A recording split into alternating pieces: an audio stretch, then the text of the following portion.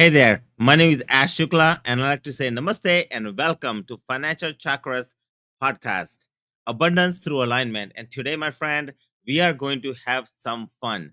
The individual I'm going to bring on today, he is a expert in helping you with longevity. We think about living long, but have you thought about it? Where insurance companies literally have started to rate you at the age of 120, and the question is, and scientifically, it's proven that we can live to 120 and potentially even beyond. The question then becomes as to, what, how would we live that life for 120 years? Are we just going to exist on some medications, or having a miserable life, life of a life of somebody who does nothing? Or are we going to make our mark?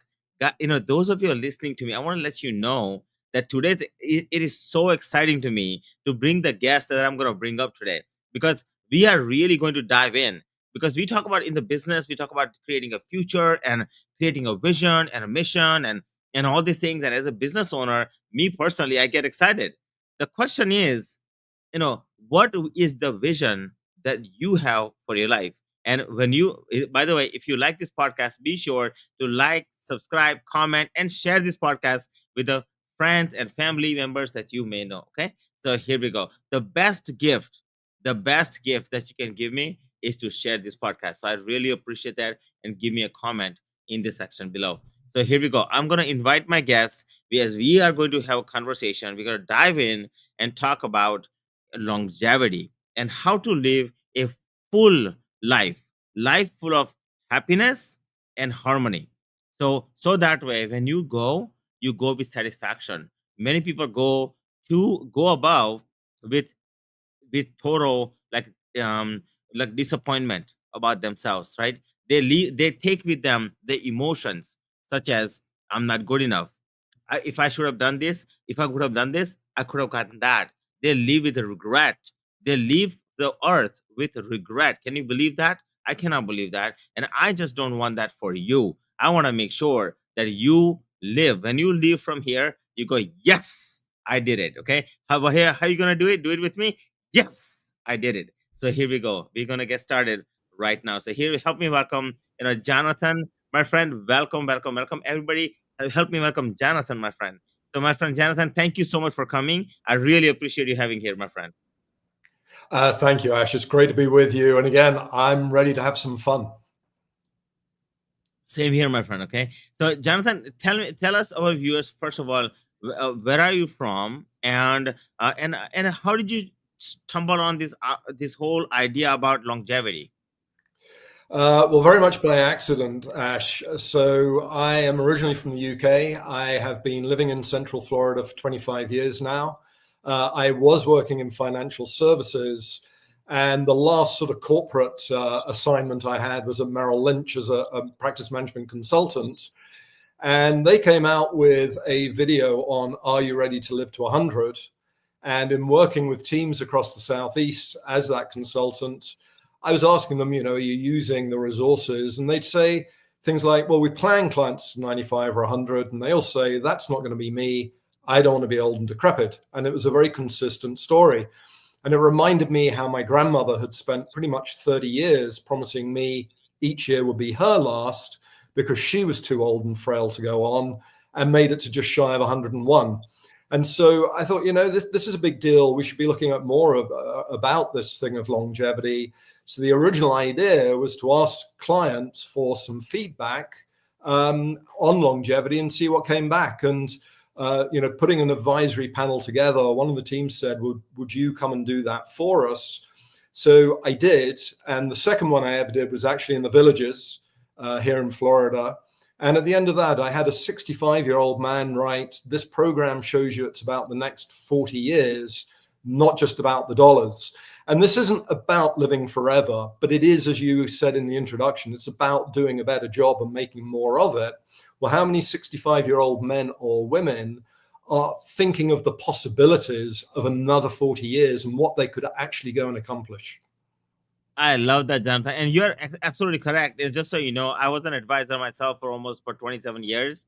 right? And I agree with you there that people, when retirees, when they came to you and they say to, they told me the same thing they told you, right? Like they're always worried about their retirement and they want to plan for their retirement. And I find it's interesting. It's interesting because what I found about that, Jonathan, is that I found that people who are like, there was a trend earlier that retire early, like, live the life on the beach and at the young age, and stuff like that. And I kept telling myself that, do they realize that you just can't sit around, like, all day long, like did you come up with that, like, did you run into that quite a bit? Because I run into that all the time. It's like, seriously, right? You just want to sit around after 65 or 62 or 70, whatever the retirement age you decided to be. What are you going to do? Like, are you going to sit on the couch and get up and turn on the TV and then maybe make some coffee and maybe have some lunch? Have you thought about that life? Like, how, what would that be like? And I thought that it was so unfulfilling that, at least to me, it's unfulfilling, right? To some people it may be fulfilling. My head off to you. But that being said, I want to, let's talk about that a little bit, as to what did you think about that when people told you? Well, I sort of, as an exercise in looking for feedback, suddenly it was very obvious that the clients wanted more. And again, when we look around us, my uncle here in Florida got bored senseless playing golf for 25 years, 4 times a week. But he was wired to do that at 65. My father spoke about how life beyond 70 was more about filling time or time filling than having purpose. But what became fun in researching, putting this program together, I now started by asking people, hey, how many of you have got a family member who's made it to at least 80, whether they're still alive or not? And every hand goes up. Well, what about 90? About 70% of the hands. And then I pivot it by saying, well, it's probably fair to say none of them set out with an intention at an earlier age to live much longer than they probably expected to. What happens when we bring intention into it? And then I lay out a few data points. So here we are in the US, 64 million retirees, and this is a couple of years old, but 47 hours a week is the average time spent in front of the TV. So, technology, are we consuming it or being consumed by it? But then on top of that, the gap between health span and lifespan, I think per capita we're the highest spender in the world on healthcare, but healthcare is actually about managing illness, because 12.4 years of chronic illness is the average. Well, who would really want that if you better understood that's what this sedentary approach is giving you, versus, look beyond the low self-expectations. We've all been wired to sort of see 65 as a finishing line, not the, well, hang on, I may have another 30 years to go. What could I really go and do with that? What are the possibilities? Yeah, and you're right. It's the intention, right? Like, you really sit down and set intention. So when the retirees, when they sit down and as you're planning for your longevity life, right? The one of the big thing is have total clarity. So can you tell Jonathan about? Let's talk a little bit about, how do you give people clarity? Like, how does one wants to get a clarity? So how do they get that clarity about, okay, I'm going to live to 120, like, setting their intention, and then how do they, like, like, even fathom, like, just overcome that thought of, like, oh my god, I'm going to live to 120, right? Because my grandfather lived to 97, 98 almost, right? And my grandmother was 90, 98, 99 when she just passed about a few, like, last year. So it's a very and it's very much real, like, back in the day, like, people were born and now they lived until 98, 99, and your ancestry lived to 101, and that means that we as a generation, definitely, right? So how does somebody set their intention? Well, you've got to be so again, this idea of let's talk about your aging is all too often met with, yeah, let's not, and say we did. People have fear about it. And so, this stereotype idea of being decrepit, but the simplicity of it, Ash, I mean, I think a couple of things. One, the whole retirement model centered on 65 is nearly 100 years old. And so changing our language, upgrading to longevity planning, because life beyond 65 now is a lot more complex. And Mm-hmm. simply doing a Monte Carlo simulation out to 95 Mm-hmm. doesn't do anyone any good, because Mm-hmm. the client is longevity illiterate. And we've actually created a training program for advisors. But when you then start sitting down, the initial idea of mindset is the client's mind open to the possibilities of much longer lifespan and thinking differently. Then you've got physical health, you've got metabolic health, you've got purpose or fulfillment, the vitality. Are you excited to get out of bed every day? You've got the importance of community. You've got an epidemic of loneliness and boredom out there.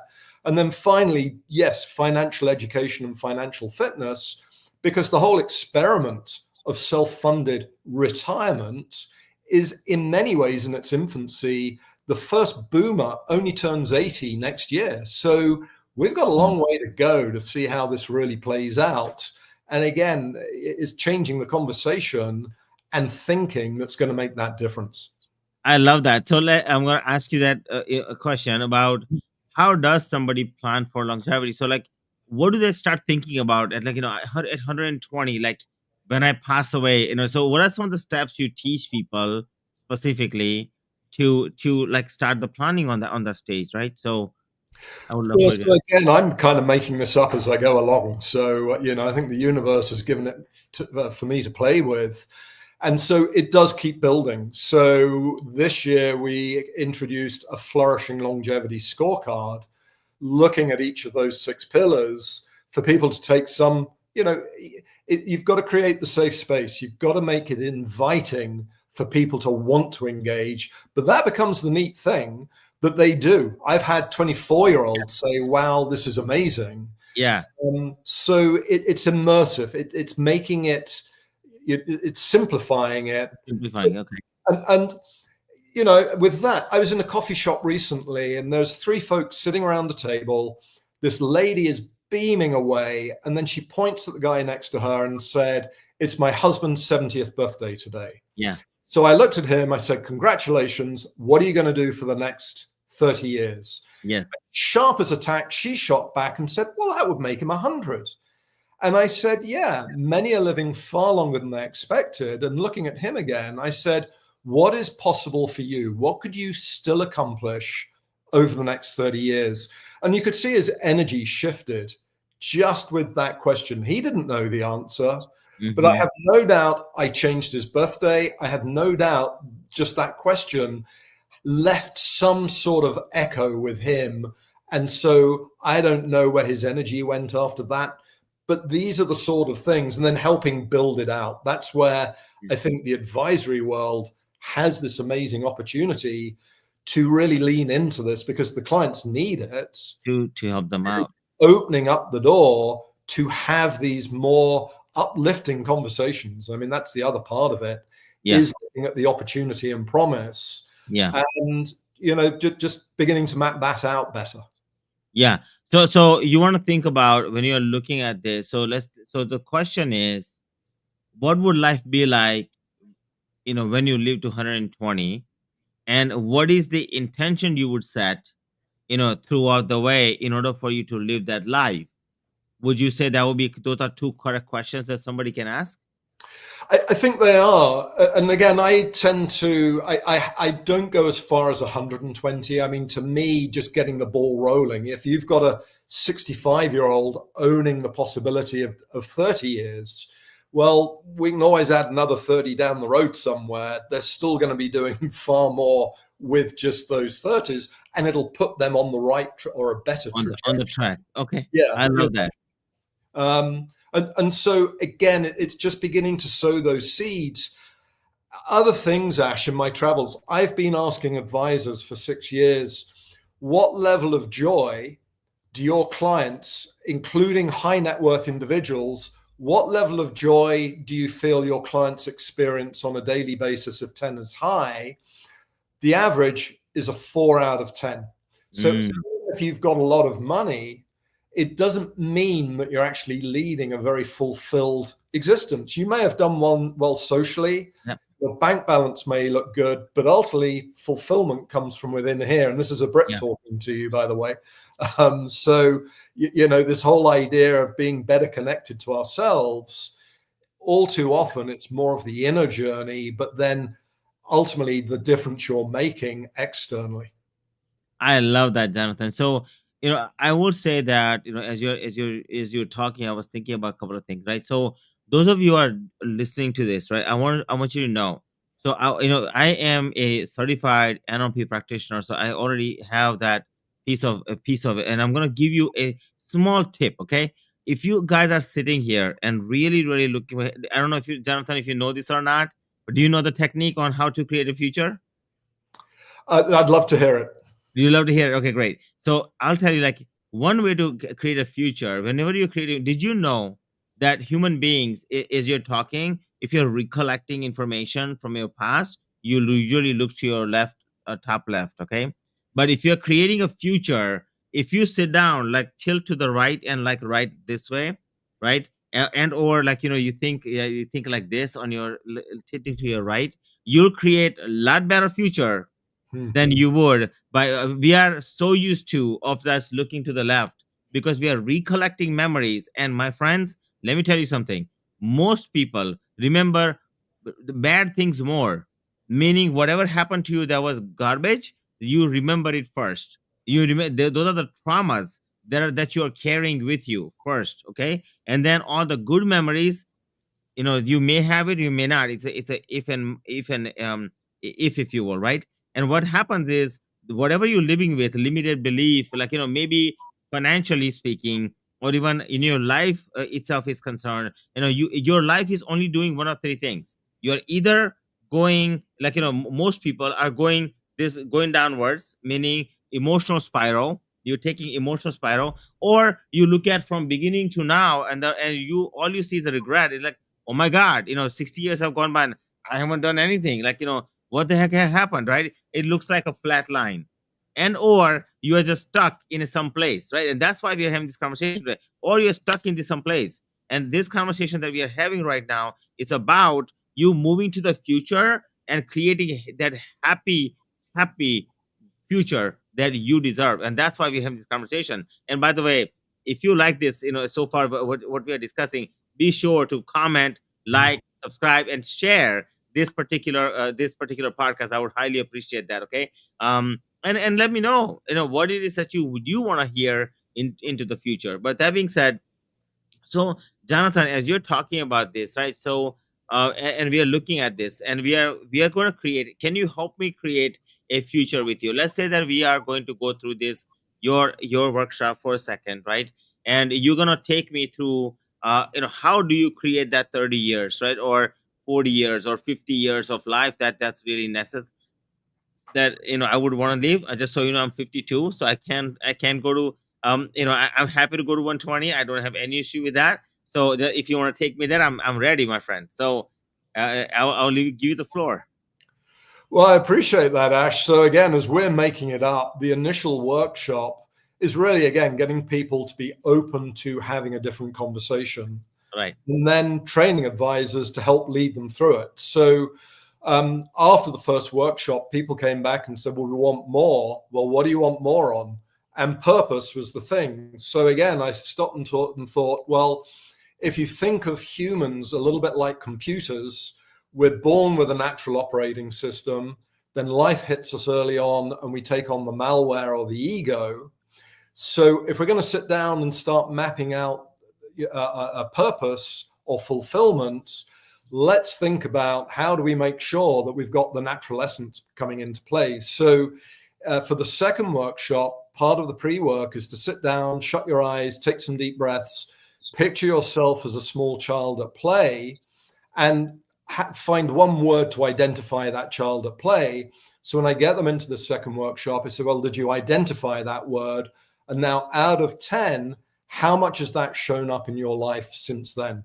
So if we're going to start forward looking 20, 30, 40 years, again, you may have been caught up in that vortex between 20 to 60. It's a little bit like Maslow and the physiological needs, the mortgage, the family. you're just getting through life. But the 60 to 100 bit, there's the opportunity to start looking for the self-realization and the self-actualization. So again, getting more connected with what is it that's going to light you up, bringing that natural essence into play. So it's more incremental. And again, as humans, as a credentialed coach, we love to overdo it. So it's a marathon, not a sprint. And it's just getting people to start creating more of a focus through these 6 pillars. How are you doing in each one? 90% of the chronic illness is down to metabolic ill health. Well, how many people would benefit from just applying a better focus on less processed food? If you'd have talked to me about metabolic health 5 years ago, you would have had a blank look from me. The one advisor, the highest score I've got on joy was a 7 from an advisor, and he does meditation with his clients. I did transcendental meditation a few years ago now and have practiced that. So again, it's just helping introduce small baby incremental steps to change the trajectory. I love that. I absolutely love that. So in the world of like, let's say that when it comes to the retirees, and specifically, when you're talking about older, like 80s or 60s or what have you, right? So when they are doing this, how do you teach people to set proper intentions?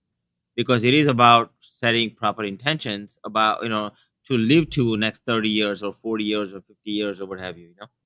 I introduce them to people like you. Okay. Well, thank you for that. I Well, appreciate and again, having fun here, Ash. Part it. of me, I'm kind of the inspiration. I'm kind of getting people excited, but I don't need to do what you do. But when people are more ready to come and, okay, tell me more, I want to learn more about this. Again, my own personal journey. 15 years ago, a colleague at Schwab used to talk about past lives, and I'd smile and nod my head. But my work over the last 6 or 7 years has taken me into that whole realm. And again, I just wasn't ready 15 years ago. Mhm. And so again, I think that people have an inkling something is missing.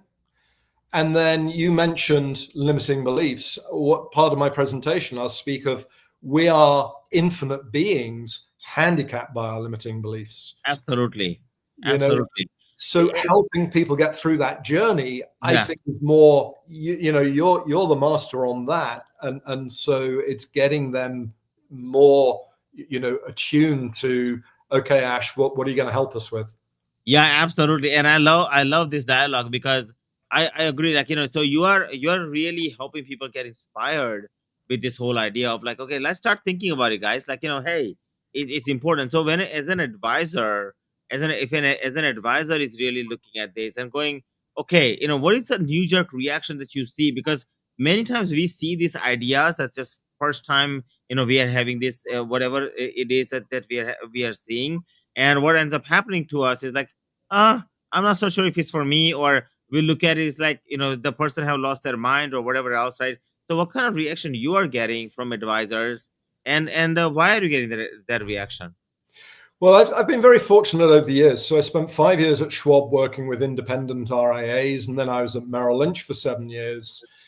And one of the managers, a branch manager at Merrill, he really sort of nailed it for me. He said to me, 20 plus years ago, every day for 2 years, I lived with the fear of rejection, the fear of failure, and the fear of being fired. So if it takes 6 to 8 weeks to create a behavioral pattern, what's embedded in the psyche living in a climate of fear? And I think for many advisors, they've been trained in the technical proficiency of the finance, and it's sort of get in, get out, get on sort of thing. Their comfort zone is talking about Monte Carlo simulations and deviations and laying out the financial side. And of course, I mean, one of the neat things for me is the impact on the advisors. I've had a portfolio manager say, I've always hidden behind the numbers. Now I don't have to. I can meet the clients where it's important to them. And so this becomes a thing. Even holistic planners, Ash, when you look at the realm, this space that you're opening up, I've had a CFP say to me, this is like a whole new space in our industry no one's talking about. Right. And you have people who think, well, we're doing this. No, you're not. You're really, again, this difference of 65 plus plus plus to, well, hang on a minute. Yeah, if I've got 30, what am I going to do? And what do I need to be aware of? Right. What might my medical bills be? And again, we're so conditioned to being given everything. And what I mean by that, the managing illness. So only 2.5% of healthcare expenditure in the Western world is preventative. So everything is about managing our sickness rather than actually helping people be healthy. Absolutely. And with that, the mindset. So Ellen Langer did an experiment in she was the first female in the psychology department at Harvard.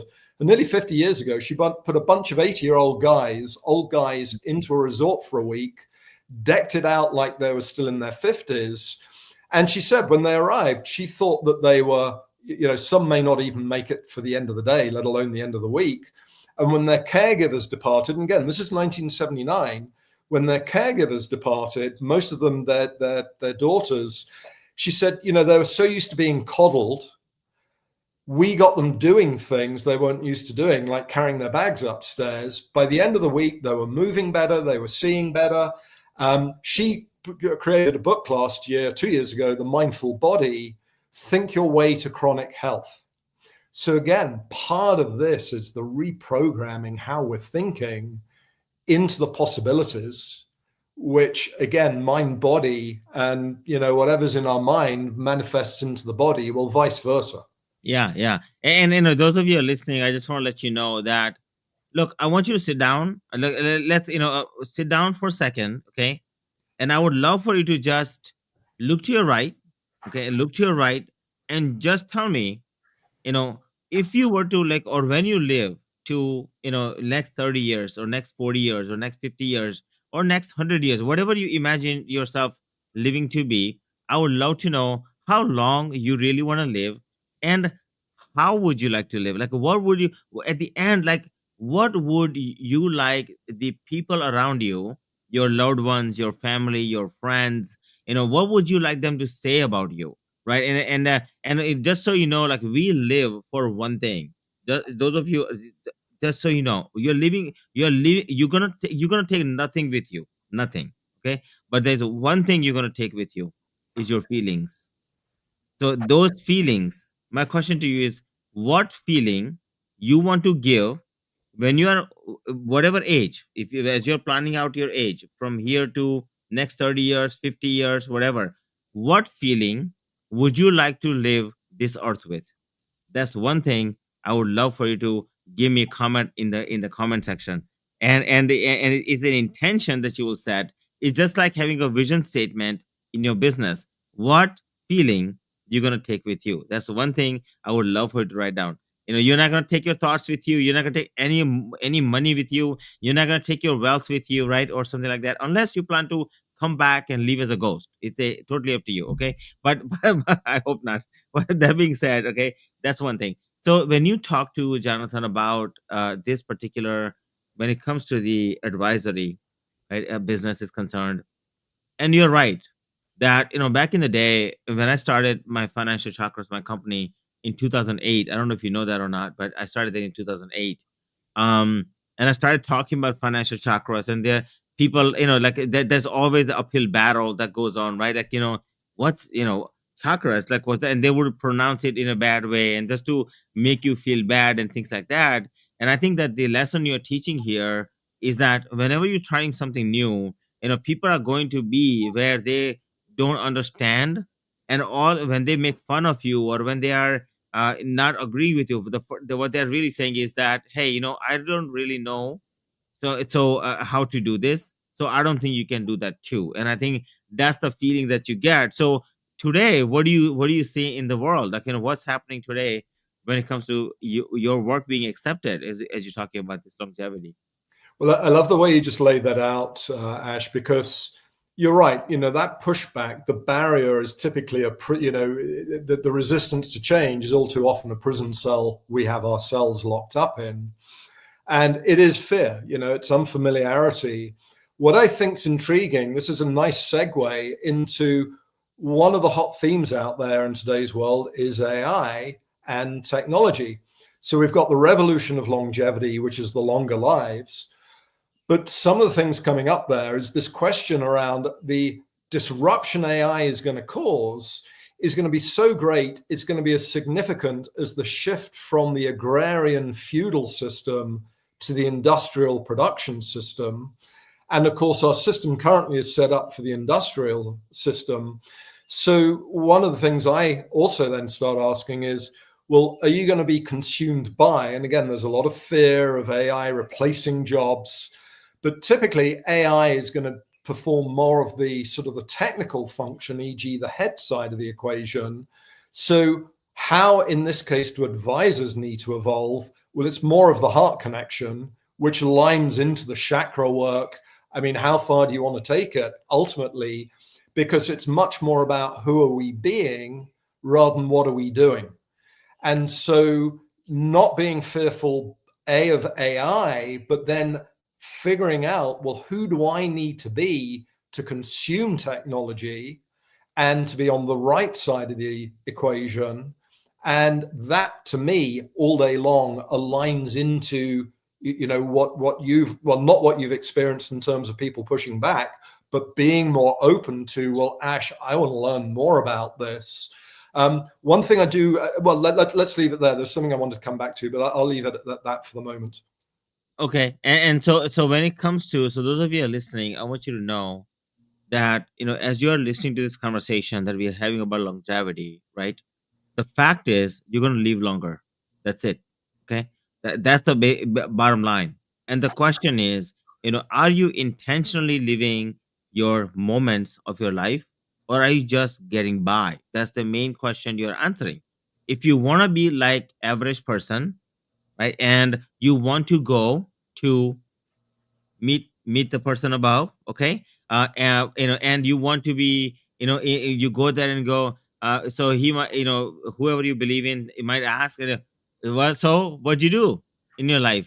And you go like that, if you want to if you want to say, I don't know, like, I just existed, or and then, you think of yourself, like, I wrote this book called Sell Like Crazy. I don't know if you know this, Jonathan, or not, but I wrote this book. In that book I wrote a chapter, and the chapter was about, I made up specifically for marketing. I did a fictional story, like, most of all book is truly on my journey, on how I came here from India with 20 bucks and no English, and how I build my financial practice and all that.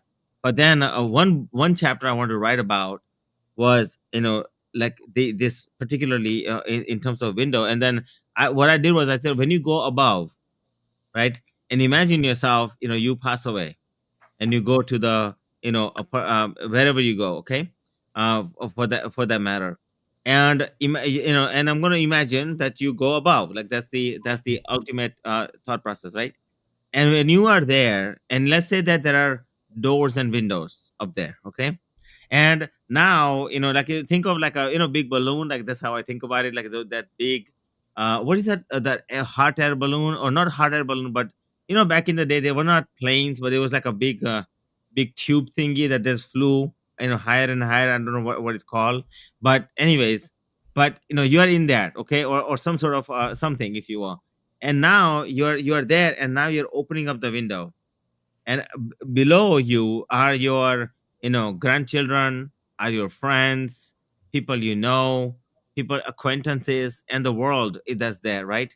And the feeling that you get from that, what is the feeling, the ultimate feeling you Mhm. want to have when you open that window?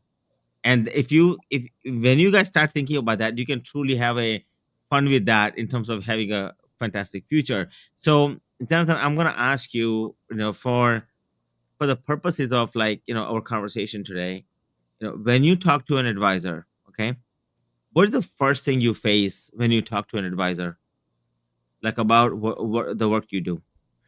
Well, let's just put a pin in that. I just want to add to what you Yeah. just said there, Ash, Yeah. about the looking down from the windows, because the idea of people knowing, well, how do you want to live for most, I call it 65 plus plus plus. There is just like my grandmother. Every year was a repeat. See you next year, Gran. No, I'm too old. I'm too frail. I'm too ill. For 30 years. I saw a YouTube recently of a 103-year-old being interviewed. He took no medication and doesn't use a walking stick. And I looked at that and said, what do I need to do to get there like that? Exactly. So Exactly. whether I get there like that or not is not actually the point, because if I keel over before then, so be it. But by the same token, if I do get there, that's the looking down from the window. Absolutely. What is, I call it the room of longevity. Yeah. And picture a door that's ajar. You can see the room inside is very dark and it's foreboding. You're not really sure what's in it or how big it is, but there's a light switch off to the left and you Mhm. flick it on, and this room, this magnificent room, is illuminated and it's full of possibilities, and you suddenly want to explore it because it's way bigger than you ever really thought it was. And that for me is this is what this is about. It's Mm, exploring your room of longevity, and no matter how far you get into it and through it, rather than me limit it with, well, I think I'm going to live this long or that long, or gosh, I ate today, I'm not going to make it tomorrow. It's looking, again, it's just sitting in that space of possibility. So anyway, I just wanted to add that to, because you're looking down from the window is very powerful, and that additive. Oh my gosh, not just my kids, my grandkids, but my great great grandkids. Who knows? You know. yes, absolutely. Again, there's that sense of fulfillment, the feeling of fulfillment that you take with you. Yeah. Yeah. Yeah. Now with advisors, that's a great question, in that I was the keynote speaker for the Florida Council on Aging's annual conference last year. And the reason I tell you that is that I'm almost seeing more traction outside of financial services than within it. And it's a real curiosity to me. I have great engagements with advisors, but everyone's kind of, you've had different levels or tiers. And so you've got those who've done it for many years. They think they're in a happy place. But I've had advisors in their 60s saying, wow, this has given me a new mission. So most advisors haven't figured out their own flourishing longevity for themselves. You've then got the onslaught. So typically capacity, and we talk of technology, but advisors find themselves in what I call busyville.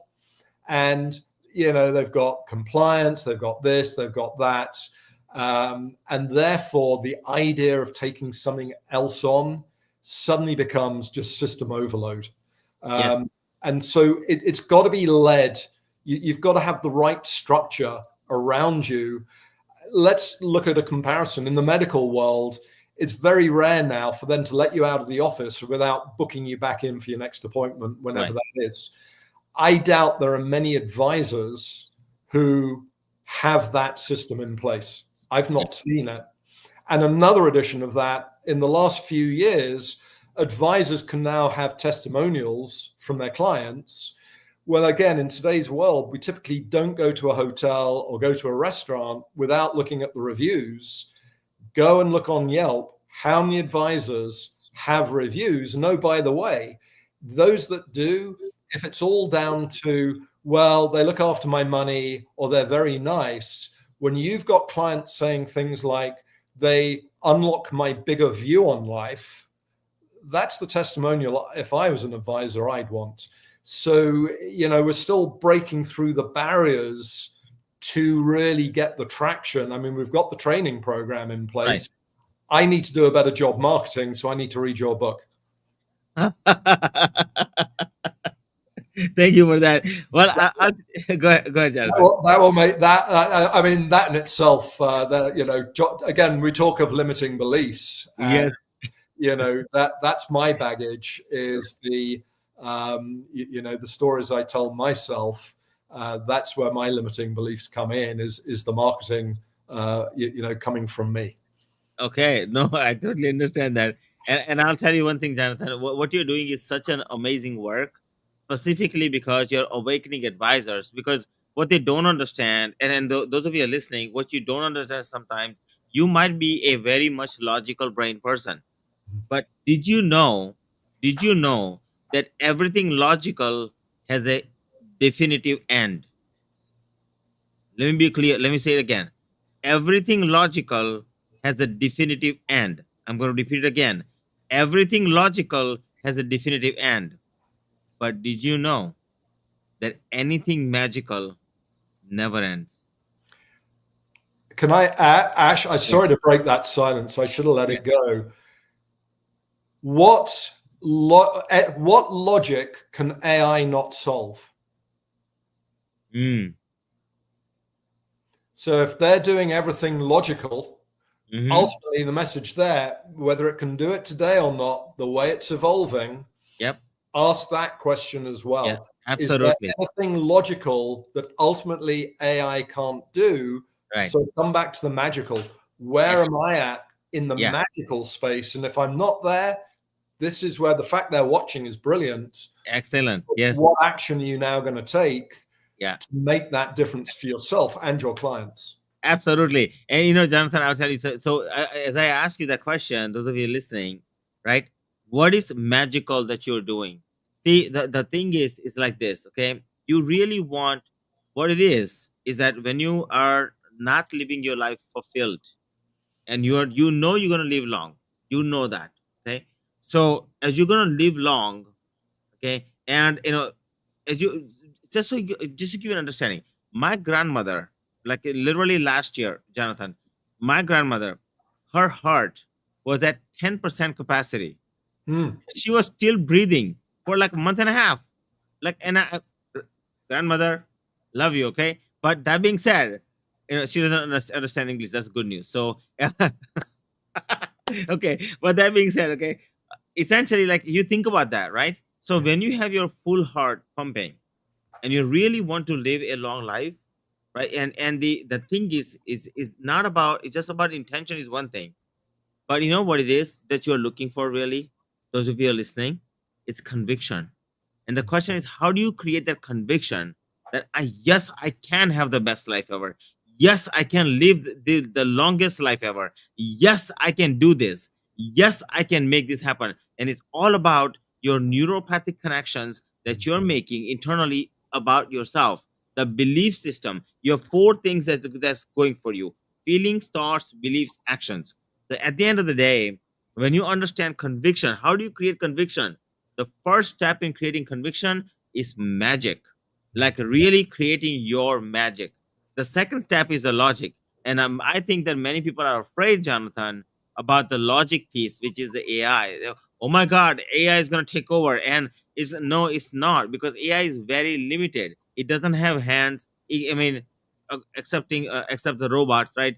But that being said, it AI itself has a limitations. No matter how you look at that, they don't have one ingredient, which is magic. And the best piece, my friend, is when you understand how you can create this with this logical being, the AI being, right? Combine it with your magic, and then you create a science that is your truth, nobody else's. My friend, you can have a fulfilling life and the convicted life. What do you think about that, Jonathan? Well, I love it, Ash. And what I'm getting present to there, I mean, again, the idea of the magic. I went to a workshop some years ago, and the person holding it said, "Who here likes to sing, dance, draw, write?" And you could see people shrinking into their seats. And she said, when you were 4 years old, you all loved doing all those things before you were told you couldn't. No one was telling you you couldn't. And a part of this was having to then say, I am wonderful. And again, that conditioning of going down in the seat. But if you think, when we were 4 years old, we were full of wonder.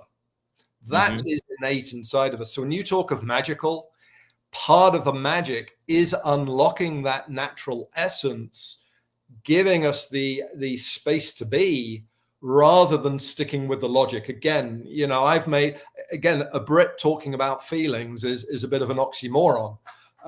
That's why I was conditioned, the whole stiff upper lip and all that, the logic. But breaking that scar tissue to transcend into a different space, that's where you don't fear technology. And again, you use it to help you, but ultimately it's the being. And Ash, I will say in the background, so we have the Invest in You platform, and that whole idea there is the question of how do you invest in you, not monetarily, but as humans, we react to everything externally, but it's how we're processing internally that dictates how we react. And most of us don't spend much time looking in there. And Invest in You is to support programs like working with you to create an ongoing cadence.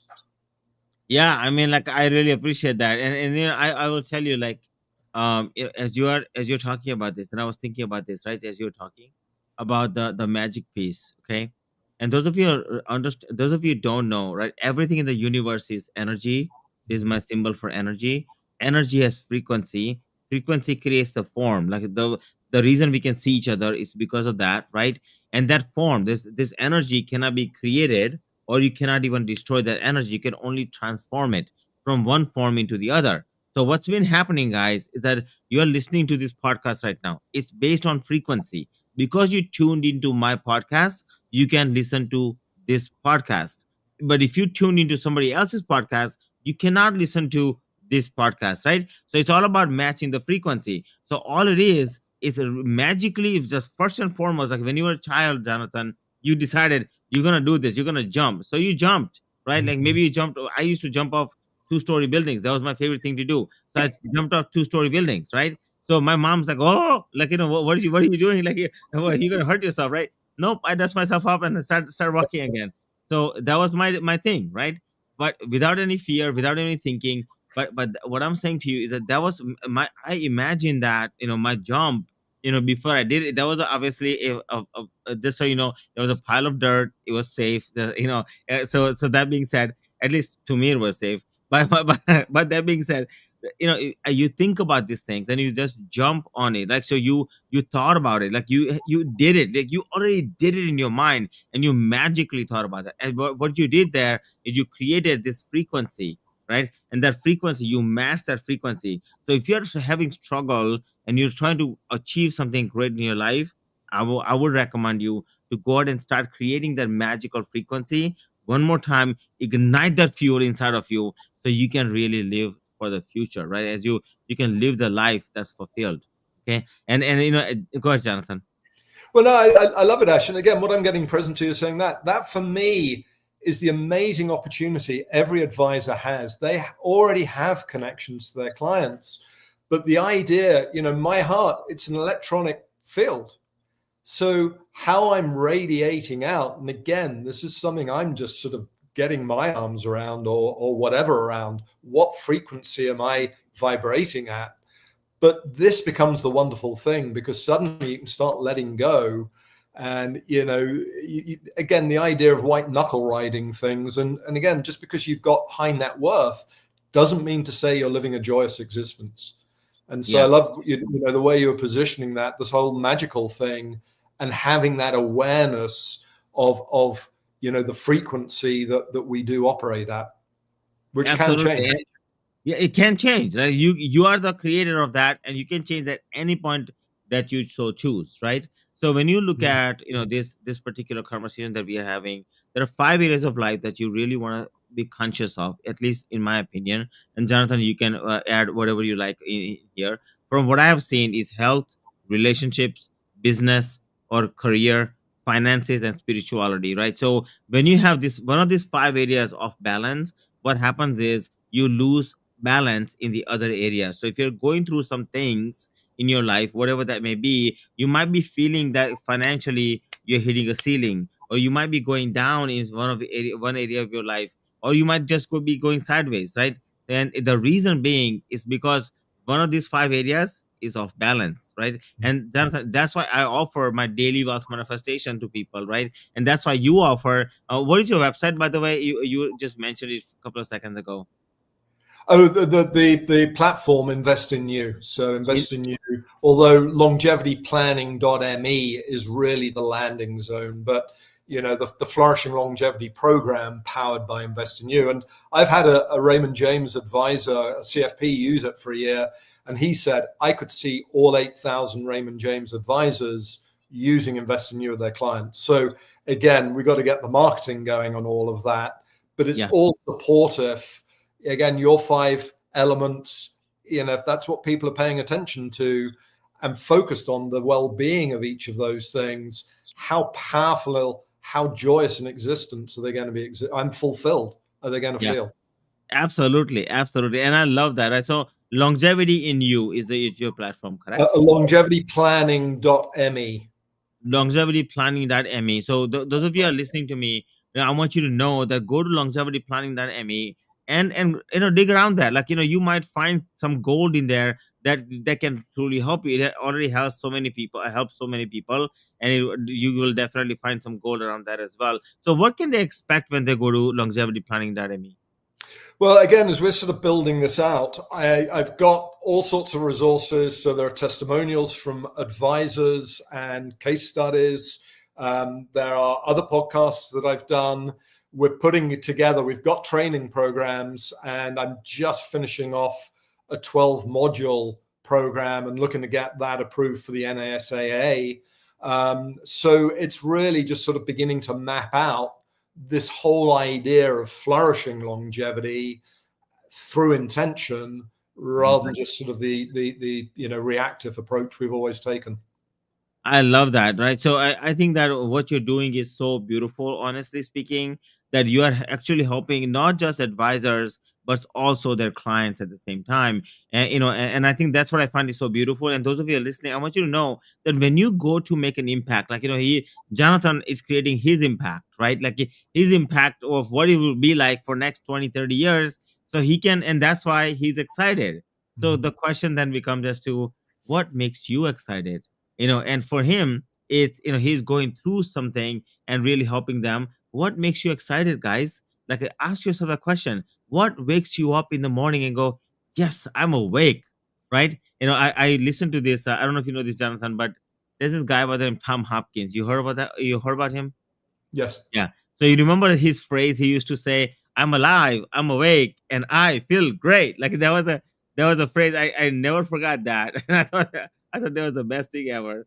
And I think that you guys should do that. And Yeah. one thing go ahead, Jonathan. No. Well, again, just doing that, the message you're giving your brain, just doing that simple exercise. Yeah, exactly. I'm alive, I'm awake, and I feel great. Woo! Yeah, that itself is such a like a opener, eye opener.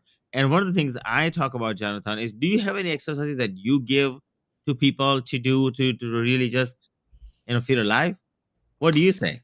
Well, so again, I'm more focused on me, and even that is an evolving experience. So, having gone through doing TM for multiple years, so being more meditative during the day and just being more present to who am I being. But I now get out of bed. I'll sit and do deep breathing exercises Like that? to get the vagus nerve going. I'll do a manifestation as well. And just spending more time. I mean, again, I'm a soulpreneur, and I've always got that pressure that I'm supposed to be doing something, got to do. And again, with the work I've been doing with an Ayurveda master, and just learning to take time to sit and be with me and just be at peace. And Yeah. so, again, it's an amazing journey. And they always say, if you can't do it, teach. So, having been a consultant, having been a coach, that was always about Jonathan trying to fix the world. Yeah. And now the starting place is slowing it all down and just, enjoying the experience of being Jonathan. Absolutely. And would you say that you're finding that slow is new fast? I think it's taking action, Ash. I mean, that's one of the things. And again, I can get into my head very easily and find myself paralyzed. And so, I don't have that framework around me of here are all these meetings I'm having. Obviously, I had that in the corporate world. And so it's finding peace with myself of, going with the flow. I mean, again, being more gentle to myself. If I have a good day, being productive. But if on the other hand, if I'm not doing something, go and sit and be in nature, go for a walk. And taking time to do that, again, these are new behavioral patterns. And I with regard to fast, I'm not sure. It's more just a sense of that beingness and a sense of peace. The inner peace is growing. That's what I'm getting more present to. So it's less about whether it's fast or slow, so to speak. It's just more gratitude of and being okay. I mean, I haven't monetized what I'm doing, but look at the impact, look at the reaction I'm getting from you. This is the energy. This is, whatever the universe has got me doing. The question becomes, what am I doing today? And what's my next step? And again, trying to go with the flow and let the energy flow through me rather than always being trying to be the director and do it my way. I really love that, my friend, and I really appreciate you, my friend, for today. As Yeah. you, because we did not really plan. Like most podcasts, people plan things, and I like to have conversations and go Yeah. deeper, right? And by the way, tell us a little bit about do you have children? Do you have family? I do. I've got my sister still in London with three nephews, and I have three children. So as of 6 weeks' time, that'll be 32, 31, 30. Girl in the middle. The two boys are both in Florida. My daughter's up in Buffalo. I am a grandfather of two Whoa, 9-year-old twins and one soon to be a year-old baby. And they call me Grumps, by the way, so that probably drums. came across. So I love that. I love that, my friend. Congratulations on that. Okay, I thank really you. you're so welcome. Okay, and I want to let you know that So, what made you move to Florida? Like from Well, I didn't quite arrive with only $20 in my pocket, but in 1973, I flew over on my own to Toronto. And, my parents put me on the plane, and my aunt and uncle were there to greet me. And I stayed in Michigan. And from then on, just the energy of the UK of the US really, I've always been a little bit off the leash sort of thing. My brother's the one who went off and did the sort of the Harvard and Oxford and all that good stuff. And I, went on walkabout in my 20s, traveling in South America, China, Tibet, things like that. But then would come traveling here. And again, Britain's a pretty bleak place, even in the middle of the summer, all too often. And so coming here to Florida, the warmth, my aunt and uncle moved down here. I first came here in 83. I actually got married here in 1990, but then we stayed in the UK, had the kids there. And then I was just ready to reinvent myself. I was working in the bond market in the UK for 13 years. And with the millennium coming up, I just thought, it's time. I've got to come and reinvent myself. And, bit the bullet, moved to Florida. And I mean, I complain when it gets down to 60 degrees now. So I guess I'm acclimatizing to the warmer climes. So it was intentional on my part to look for somewhere warmer. We obviously have the hurricanes here, but most of the land to the north of me gets a lot chillier in the winter. So I definitely appreciate the sun and being warm. I love that, my friend. So you are literally like you came from other part of the world and you're now here and you're enjoying the weather, right? And you know what? By the way, who wants to be in a gloomy weather when you can be in nice sunny weather, right? So that being said, okay, I think that what you did is so amazing because 1973, I can only imagine, right? That there's not that many people there. I'm going to imagine, right? I was born in 1973, by the way, Right. and so I can like it's been 52 years you've been living there, right? And what have you seen the biggest difference between environment where you were born versus where you are now?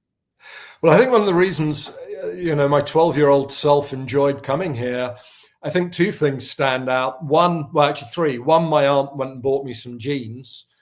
So coming out of the sort of the more formal, conformist UK straitjacket, and then in their front yard, they lived in a fairly rural setting, and there was a pond, and so suddenly going and jumping fully clothed in this pond, that was uncharted territory for me. And then the other thing was actually having cereal in the evening. So Mm. that was a whole new landscape for a 12-year-old who cereal is for breakfast. Why else? When else are you gonna have it? So just those little things started chipping away at me. Um, and there's just something about the vibe of the US. I mean, I studied geography for my degree. I've always had a fascination for cultures and the world. And I think this sort of melting pot that the US is, my British heritage will always be with me. But my son, born in London, but we brought him over to be baptized when he was 9 weeks old. And when I came home from work, his American passport was sitting on the coffee table, and the sense of whatever sense I had of pride or oh my gosh, this is real sort of thing. It really felt, again, just a citizen of the world, I suppose. And this is a great place for that to happen. I love that, my friend, and thank you so much for that. Right, because that made you feel alive. And basically, what you're talking about, longevity planning, is feeling that liveliness, right? Essentially. And those of you listening, I want to let you guys know that I appreciate you guys very, very much. I want to thank you so much for joining me today. Be sure to check out my daily wealth manifestation on my website, financialchakras.com. But most importantly, be sure to check out Jonathan's website. Jonathan, let's give your website one more time, please. Oh, thank you. It's longevityplanning.me. Longevityplanning.me. Be sure to check that out so you can learn more about what it is about and how you can plan and plan for your longevity and a great life. And it is my wish to the universe that may it give you all health, wealth, and happiness that you deserve. That is my wish, my friend. And I want to let you know from bottom of my heart, I love you. So, my friend, thank you so much for everything. Jonathan, thank you so much. Do you have some last words for the listeners, please, for you, Well, before. I thank everyone who's watched this. I hope that they find some level of inspiration and motivation to take another step, no matter what that is. Ash, I've really enjoyed connecting with you, and hopefully the energy and the vibe that's come off us. Again, let's see how that spreads into the universe. Absolutely, my friend. I can't wait to for that to happen. And I want to say thank you guys listening to, for for our podcast to Financial Chakras Abundance to Alignment. I really say I appreciate you and I love you very much. And it is my wish to the universe that may it give you all the health, wealth, and happiness that you deserve. Namaste, and I'll see you next time. Thank you. Okay.